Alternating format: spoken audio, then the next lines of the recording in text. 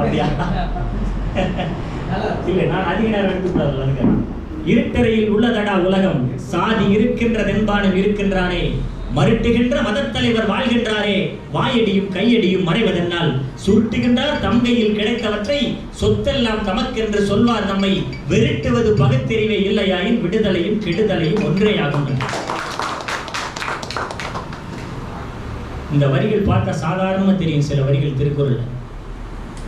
ஆனா அந்த வரிகளினுடைய சிறப்புகள் பார்த்தீங்கன்னா கூடுதலா போயிட்டே இருக்கு. அதிகமா பேசிட்டே இருக்கலாம், திருக்குறளை பத்தி சொல்லணும்னா சொல்லிட்டே இருக்கலாம்.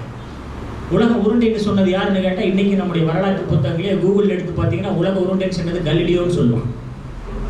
ஆசிரியர்கிட்ட அன்னைக்கு பேசியிருக்கிறேன். சுழன்றும் ஏற்பின்னது உலகம், அதனால் உழந்தும் உழவே தலைன்னு சொல்லி உழவு அப்படிங்கிற தலைப்பிலே உலகம் சுழல்கிறது அப்படிங்கிற தகவலை சொன்னவர் 2000 ஆண்டுகளுக்கு முன்னால் சொன்ன நம்முடைய தாத்தா வள்ளுவன். 2000 ஆண்டுகளுக்கு முன்னாலே உலகம் சுத்துதுங்கிற உண்மையை ஊருக்கு சொன்ன ஆற்றலாளர் அவர். நாம் அதை யோசிச்சோம்னா இல்லை, அது எந்த இடத்துல கேட்கிறோம்னா இல்லை. திருக்குறளை நாம் என்ன பண்றோம்? இன்னும் தெளிவா சொல்லட்டுமா? இங்க இருக்கிறவங்க திருக்குறள் அறிவு படைத்தவர்கள், ஆனால் பள்ளிக்கூடத்துல படிக்கிற குழந்தைங்க பூரா மனப்பாட பாட்டா மட்டும்தான் திருக்குறள். அதை முடிச்சோம்னா 2 மார்க் கிடைக்கும்.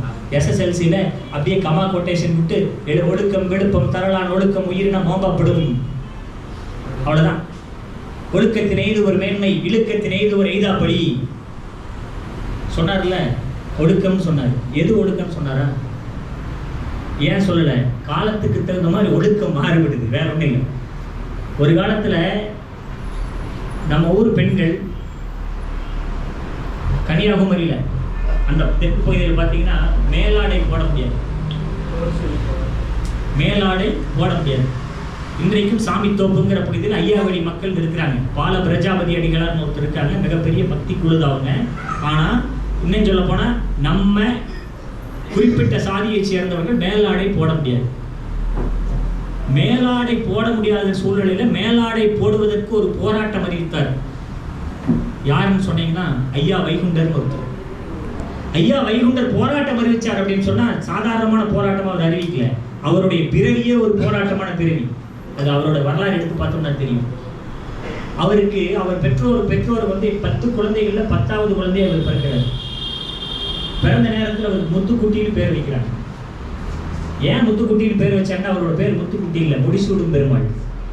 முடிசூடும் பெருமாள் பேர் வச்ச நேரத்தில் திருவிதாங்கூர் சமஸ்தானத்திலிருந்து ஒரு ஆள் வந்து கேட்கிறாரு, உன்னுடைய குழந்தைக்கு நீ முடிசூடும் பேர் வச்சு பெருமாள்னு பேர் வச்சீங்கன்னா நாங்கெல்லாம் என்ன ஆகிடுது அப்படின்னு சொல்லி கேட்டுட்டு பேரை முதல் மாத்து.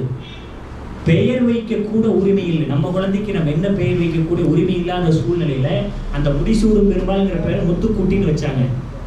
அந்த மாதிரி மிக மோசமான ஒரு ஒடுக்குகிற சமுதாயத்திலிருந்து மேலாடை போடுகின்ற அளவுக்கு பெண்களை போராட்டம் மூலமாக கொண்டு வந்த வடிவமைத்தர் தான் ஐயா வைகுண்டர். அந்த வைகுண்டர் மக்கள் அவரும் தமிழ் தான், தமிழில் வந்து கொண்டு வந்தவங்க தான். அந்த அளவுக்கு ஒவ்வொரு பார்த்தீங்கன்னா குறிப்பாக சொன்னாங்க, அம்மா அவர்களுடைய வேலையை பார்த்தீங்கன்னா கொரோனா நேரத்தில் தமிழ் படித்து இன்றைக்கு திருக்குறளை மிக அழகாக செஞ்சாங்கன்னு சொல்லிட்டு நம்ம எங்கே காணோம் திருமூர்த்தி வெளியே போயிட்டாரு. அவர் படி ஓய்வு பின்னால் தான் வீட்டில் பிளேட்டே கழுவுறேன் அப்படின்னு சொன்னார். உண்மை என்னன்னா எல்லாருடைய குடும்பங்கள் இருக்கிற நிலைமை பார்த்தீங்கன்னா நாளும் கிழமையும் நலிந்தோருக்கு இல்லைன்னு சொல்லுவாங்க. சொல்கிறாங்களா? நாளும் கிழமையும் நலிந்தோருக்கு இல்லைன்னு சொல்லுவாங்க. ஞாயிற்றுக்கிழமையும் பெண்களுக்கு இல்லை, அதான் உண்மை. எல்லாரும் வேலைக்கு போவாங்க, ஆண்கள் வேலைக்கு போவாங்க, பெண்கள் வேலைக்கு போவாங்க. ஆனால் காலையில் இருந்துச்சா பெண்கள் வீட்டுக்குள்ளே வேலை பார்த்துட்டு இருப்பாங்க, ஆண்கள் செய்தித்தாள் படிச்சுட்டு இருப்பாங்க. எல்லா வீட்லையும் நடக்கிறது உண்மையே இல்லையா? அப்பா பாடத்திலே அதான் வருதா பாருங்க. இது பாடங்கள் பேசினா இன்னும் நிறைய போயிருங்க, வேற இல்லை. பாடங்கள் பேசினா அந்த காலத்தினுடைய பாடங்கள் வைக்கிறோம், இவன் உழவன் அந்த வரலாறுலாம் வந்து அந்த வரலாறு நிறைய போயிடும். அதை நான் வேற மாதிரி சொல்லும்போது கொஞ்சம் வருத்தங்கள் நிறைய பேருக்கு வந்தாலும் அந்த வருத்தங்கள் வரக்கூடாதுன்னு சொல்லுறேன். அதாவது பெண்களுடைய வேலை சமையலறை அப்படிங்கிறத, சமையலறையில் பெண்கள் முடக்கப்படுகிறாருங்கிறனால தான் பெரியார் சொன்னாங்க, முதல்ல சமையலறையை தூக்கி போட்டு வெளியே வாங்க, ஊருக்கு பொதுவாக ஒரு சமையலறை வைப்படும் பெரியார் சொன்னாங்க. உடனே பெரியார் பாத்தியா பெண்கள் எல்லாம் தூக்கி அந்தல போட்டாங்கன்னு ஒரு சில கூட்டம் சொல்லிட்டு இருக்குது. பெரியார் கடவுள் இல்லைன்னு சொன்னார் மட்டும்தான் வெளியே சொல்லியிருக்காங்க. பெரியாருடைய சுயமரியாதை கருத்துக்களோ, பெண்ணுரிமை கருத்துக்களோ, சமூக நீதி கருத்துக்களோ, சமூக உரிமை கருத்துக்களோ எந்த இடத்துல வெளியே சொல்லவே இல்லை.